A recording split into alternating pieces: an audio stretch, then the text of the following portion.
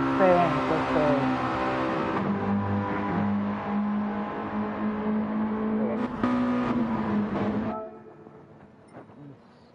C5.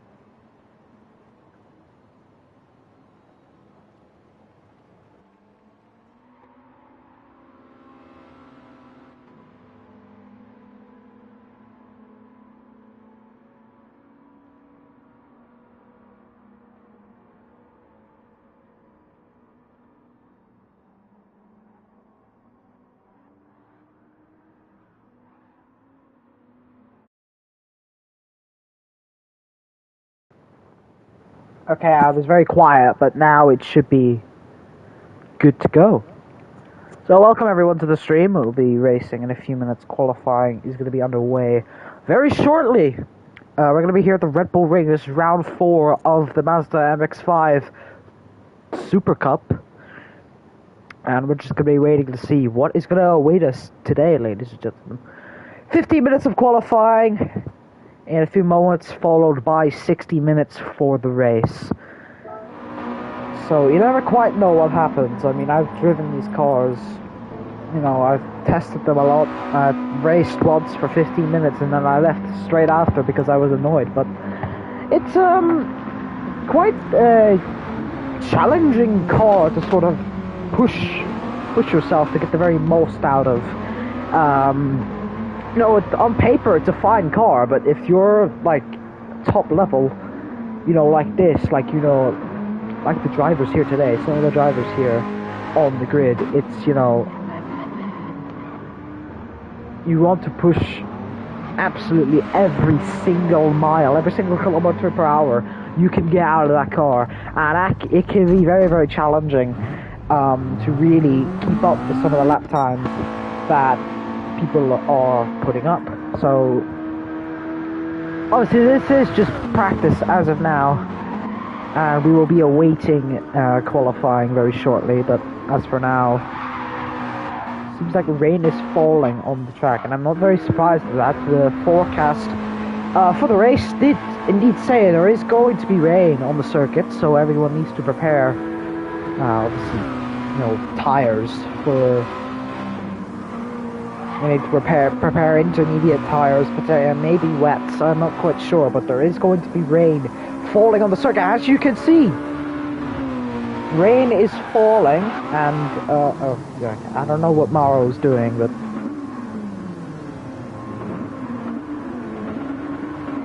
people don't seem to be very happy with, oh, that's very dangerous, but,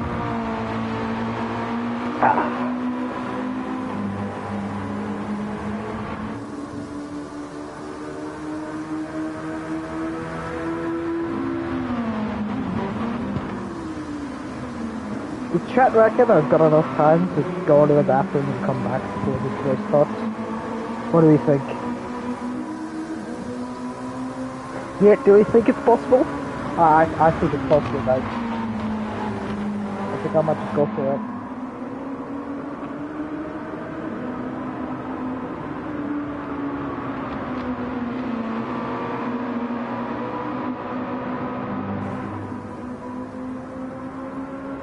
Right, boys, I'm gonna absolutely leg it. We'll see you guys in a few minutes.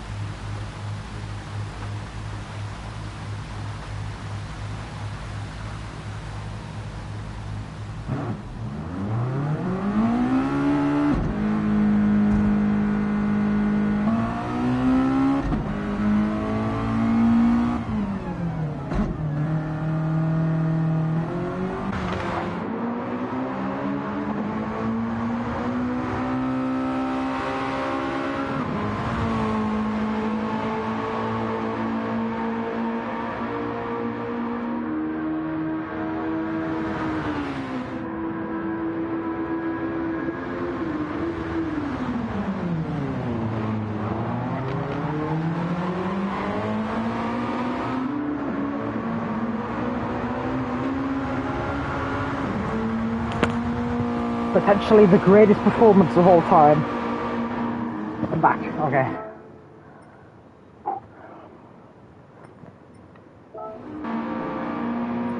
Well, no, I'm really just trying to get used to the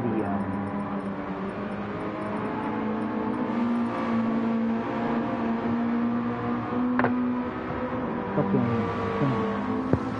Well, I can't really swear on screen, and then I tried to step through the Just suck you guys. Pepsi should really sponsor me.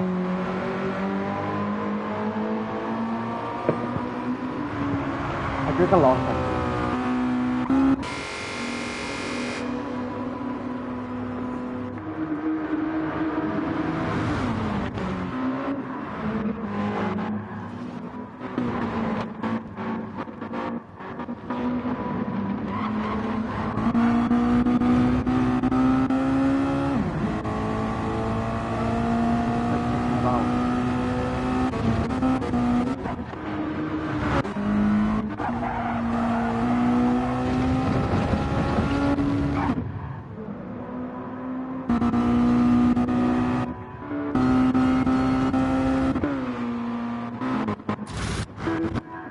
Oh god. What? What? That's amazing.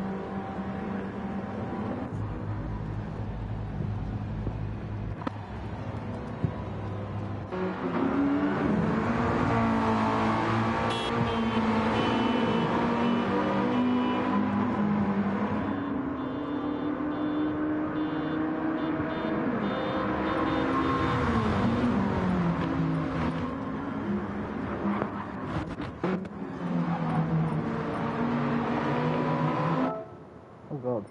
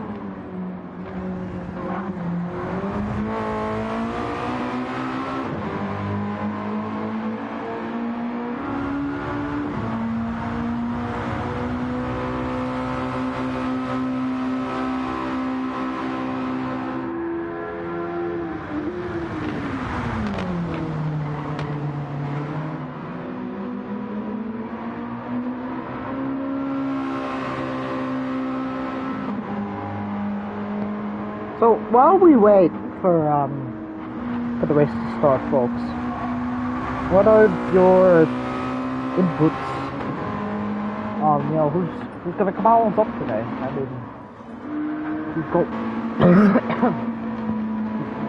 we've got such a wide variety of drivers, all of which are indeed very capable of winning this race today. I believe. I think everyone on the track currently is a very fair contender. Octavian is definitely, elite contender here. for the race win at the Red Bull Ring.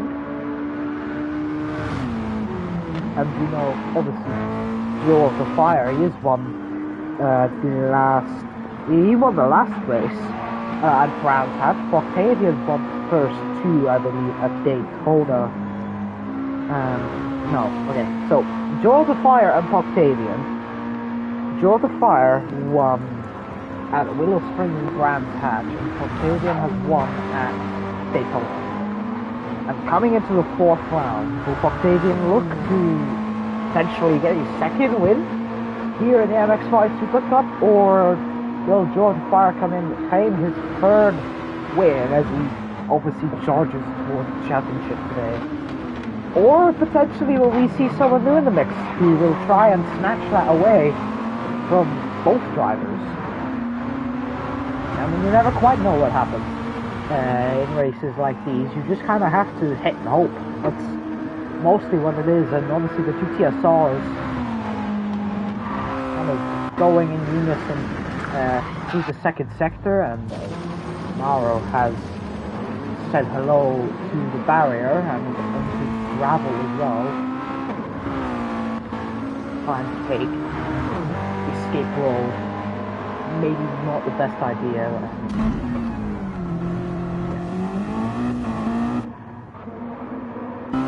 Coming back on circuit.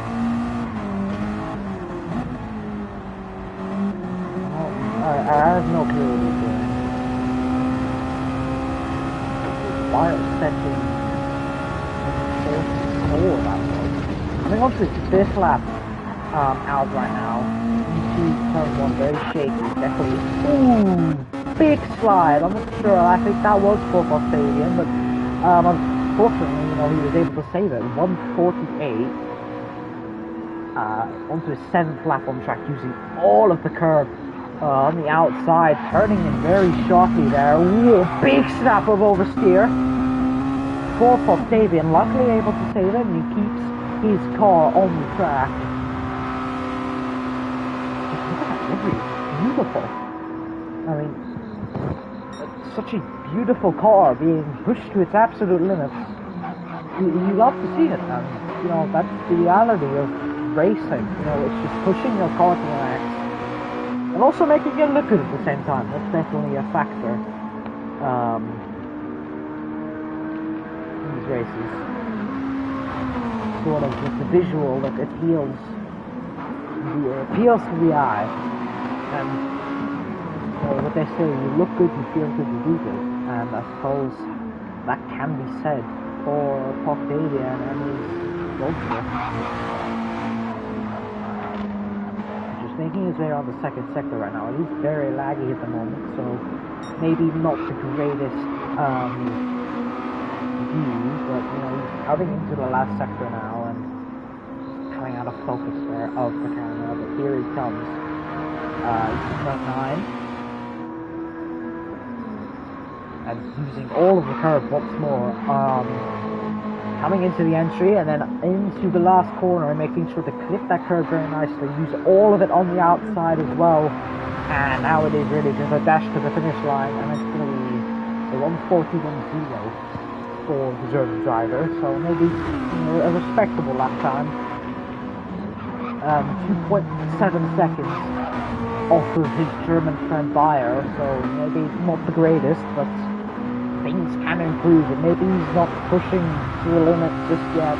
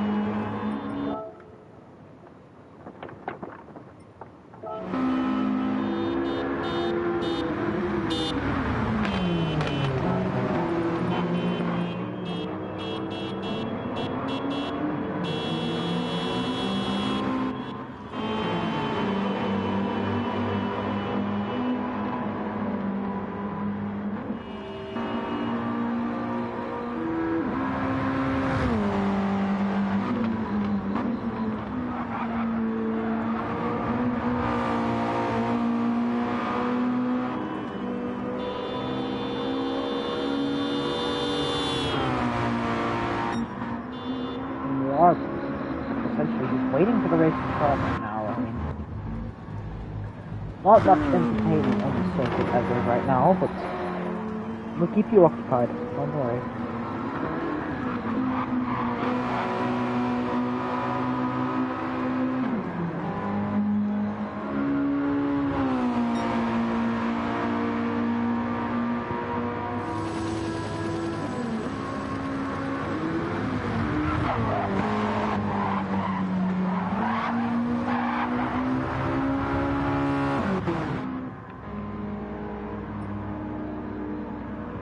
Morrow just parked up on the circuit, taking in the view of the second sector. Fire.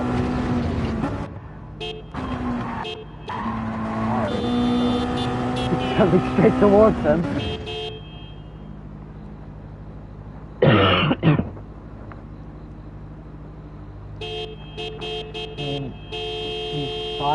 Morrow just taking in the view of the big bull. I mean, I don't blame him. It's a very scenic track.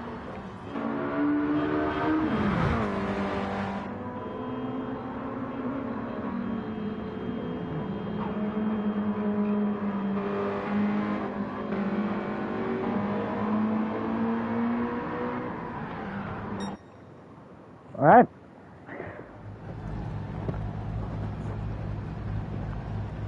So, folks, welcome to qualifying, and away we go! So, drivers coming out onto the circuit now. We've got 6 drivers.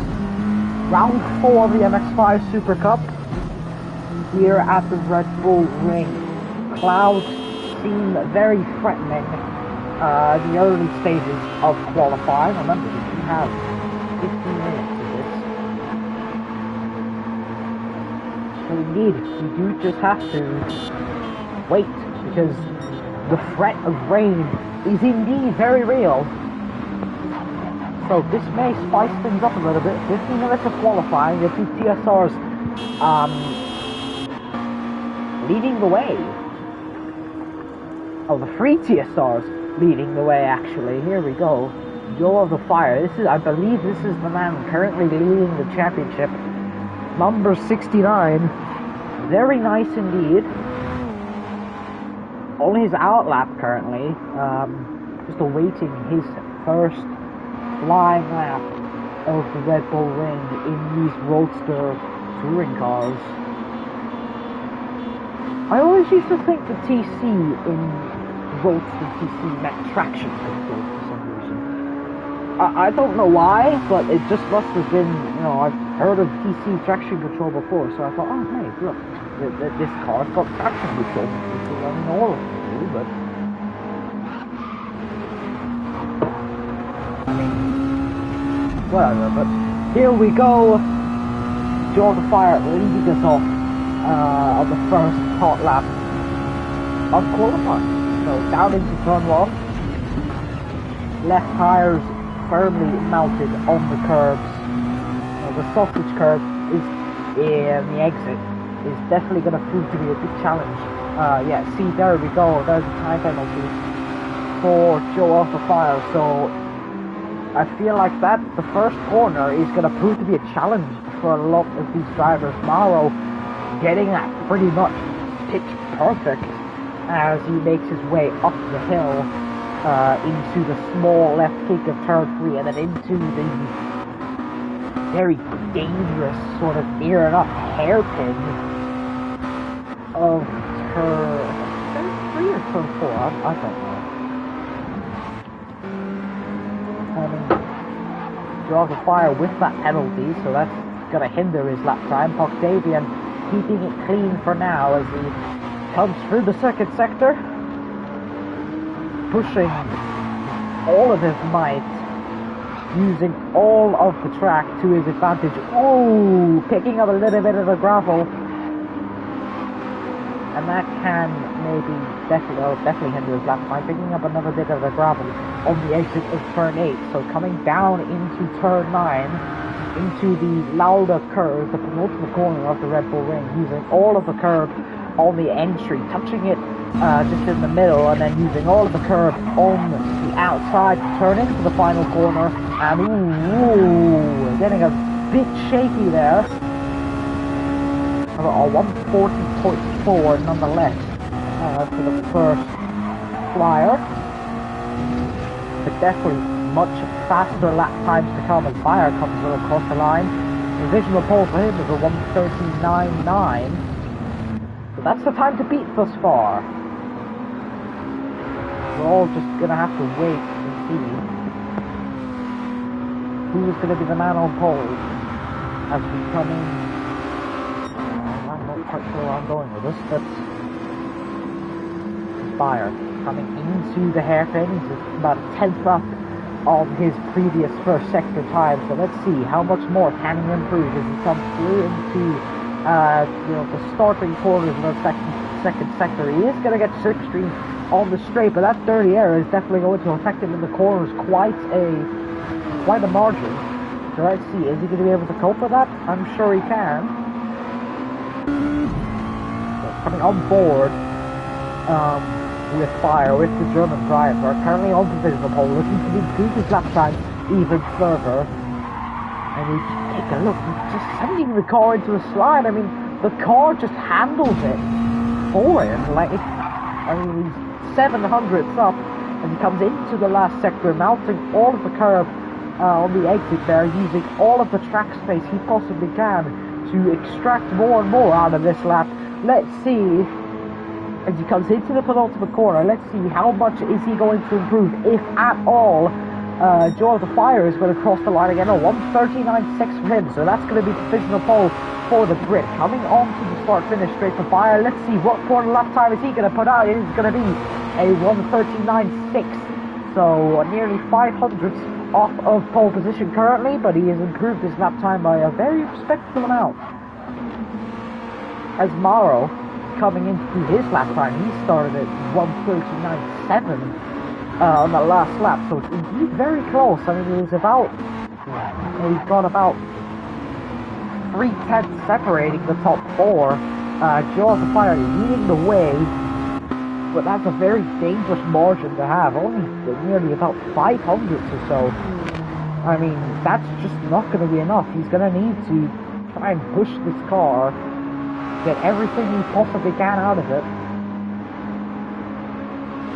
Taking a bit of grass on the entry there. Worthy sacrifices to extract even more out of this car. It's brilliant how you can take a simple piece of machinery, something such as a touring car, and make it into an absolute beast. I mean, it is the combination of man and machine coming together, unifying as one, and this is what you see, just the roars of the engine as he just turns in. The car is just able to handle it so brilliantly. It's amazing. I mean, coming onto the straight, let's see, is he going to improve in his lap time? I think so. He's been pushing that car to the limit. 2 milliseconds off of his time. Indeed, very consistent. As now Octavian moves into fourth. Well, Casual now has a little bit of fighting to do. I think he definitely had a little bit of an accident there. 1:49.4. That is definitely not a reflection of his speed pace, of the speed pace here. And so keeping the American driver currently in last place now. He's got a good bit of work to do here. I mean, 1.3 seconds off of the leader, about a second and a tenth-ish away from P5. So he's got a good bit of work to do on his on his lap, but that's okay. I mean, miracles do happen. You never quite know what's going to happen, but just look, the field is so close together. I mean, it's genuinely amazing just how close it is. I mean, what, about 600ths separate the top three. It's remarkable, but here comes Joel the Fire. He's looking to spoil that party as he's about a 10th and a half up as he approaches the last few turns, and I mean, he's just flying. The car is just revving, and it just goes with what he wants to do with it. I mean, it's simply brilliant. Just the way he's able to just like push the car to its absolute limits, and the car just handles it. It just takes whatever is thrown at it. But there goes Joe of the Fire, a 139.4. So that's going to be provisional pole for the British driver. And so far, I don't think anyone is going to be able to beat it. But I mean, you never quite know what's going to happen as Morrow comes in to sweep second place away from Octavia. It is also going to be a 139.4, 200ths off of his almost teammate, Joe of the Fire. So the man from Panama, second place, attacking with all of his might. He's 2.5 tenths up. That from one sector alone is spectacular. Let's see, let's follow along with I'm just going to say the man from Panama. So the man from Panama on board now. I mean, fourth gear, just over-revving the car, hitting upwards of about 200 kilometers an hour there. All of the curb on the exit, the car is shaking. I mean, with, you know, I don't know, find the right word for it, just making me go speechless. Just sliding the car at his own will. Let's see if he comes to the end of sector 2. He's losing a little bit of time there. Only 100 to pole. Or at least he's 100 up from pole position. Purple sector 2 for the man from Panama as he comes into the final corner. 139.1 for Joe of the Fire. So he is going to extend his lead once more. So this is going to prove to be a little bit of a challenge for Morrow if he wants to attack for pole position. He's trying to fight the car, you know, to go where he wants it to go. But ultimately, he's going to be 7 milliseconds down on his lap time as he crosses the line. And we don't have long left. He's fighting the car with all of his might, trying to get it to go where he wants it to go. I mean, it's simply brilliant how he's able to just like hustle the car around the corner. It's just I mean, the Mazda is indeed a very, I'm going to say reliable, more resilient car. You can shoot it to hell, and it'll take whatever it gives you, and you can put it in a, there was an incident there, I think. Yeah, Petey's got off. So definitely not great at all. You're going to have to get back up to speed. But well, as I was saying, the Mazda, especially the Roadster, and definitely the MX5 and MX7, you know, it's a very resilient car, but also a very versatile car as well. You can shoot it, you know, as a race car, you know, you could make it into one of those JDM seats, or you could build it for the track, you could build it for the streets. Hell, you could probably even build it as a rally car if your mind really wanted to go in that direction, and I'm sure the Yunus Roadster would be able to handle that. But I mean, as a touring car, it handles brilliantly and just so powerful. I wouldn't say, well, powerful isn't exactly the right word for this thing. I'd say more lenient. Because, you know, you could absolutely hustle it into the corners, you know, with everything you've got, and the car just copes. But 3 milliseconds off of pole position, Joe of the Fire. I mean, it's getting closer, closer, and closer as everyone seems to be on, you know, their 8th lap. But currently, this is the man on provisional pole with not long left to go in qualifying. 3 milliseconds separate Joe of the Fire and his teammate Morrow.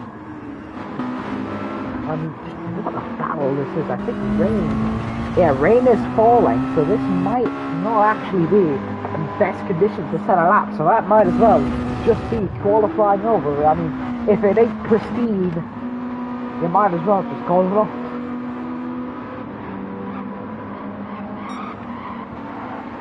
Yeah, 2 tenths down with a penalty added on. It doesn't look like Joe of the Fire will be able to get a good lap in this run around. Penalty 1% when we start next lap. So that is worrying. Morrow has got some work to do as he is 700 up. Morrow is just going to have to maneuver these penalized drivers. Hopefully Fire will move to the side, and I'm assuming he will.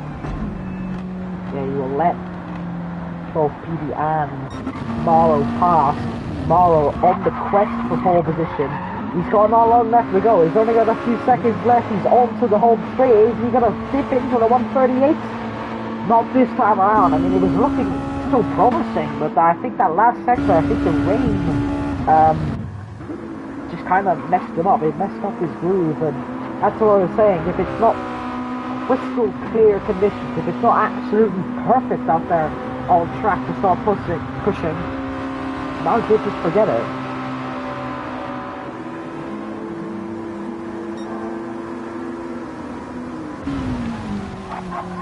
But Morrow has very clearly got some first sector pace. Gaining, 2 tenths, 2.5 tenths here and there in the first sector.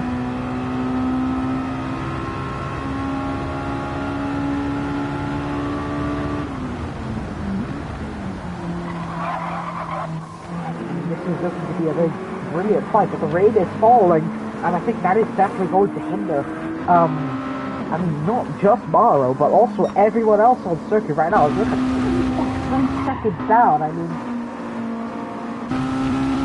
how is Morrow going to do it? The rain is getting much, much heavier.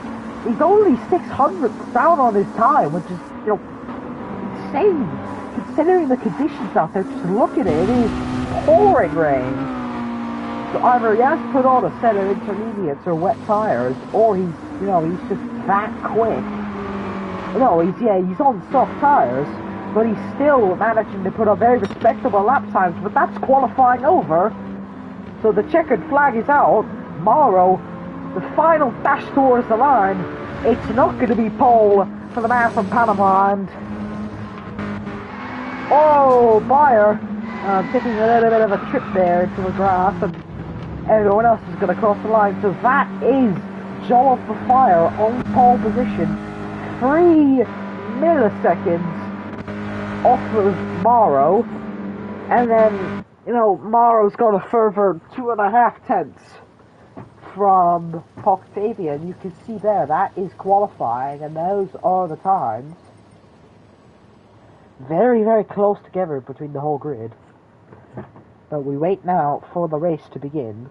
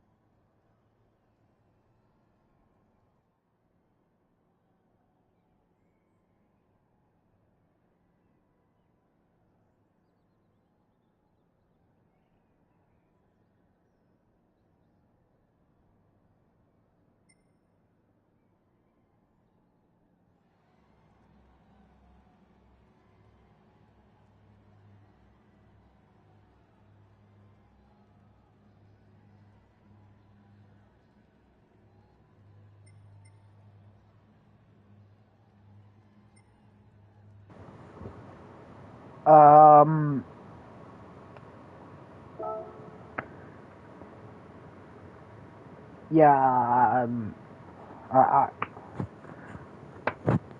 I don't know. Well, okay. That's great. I have to stay at least somewhat professional, but, that was surprising. Indeed. So, excuse me.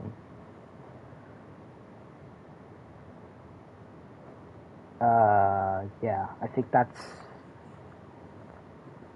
that's it.